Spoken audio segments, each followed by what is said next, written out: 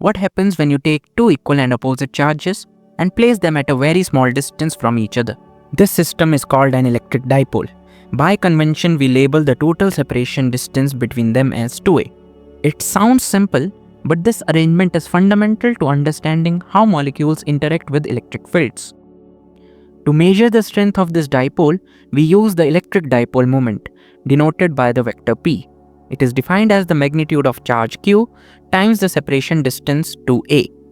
Remember that the dipole moment vector always points from the negative charge to the positive charge. Now let's derive the electric field created by this dipole.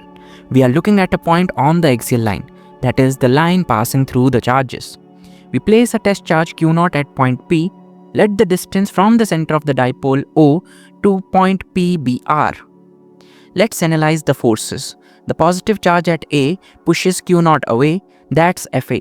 The negative charge at B attracts q0, that's Fb. Since the negative charge at B is closer to the point P, its attractive forces is stronger. Therefore, the net force and the net electric field will point to the left. Mathematically, the net force is Fb minus Fa. When we substitute Coulomb's law, notice the distances.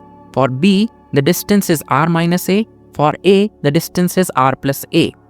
We take out the common terms and solve the bracket. When you expand the squares and subtract, the r square and a square terms cancel out, leaving us with a numerator of 4ar. Since electric field is force per unit charge, we divide by q0. Now here's the trick. We split that 4ar into 2 into 2a into r. Why?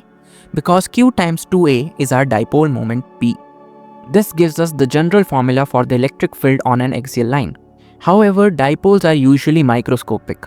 If the point P is far away, r is much greater than a. We can neglect a square in the denominator. This simplifies to our famous result. The electric field on the axial line is inversely proportional to r cubed, and its direction is along the dipole moment vector p. Thanks for watching. Don't forget to subscribe for more visual physics derivations. I'll see you in the next one. Thank you for watching.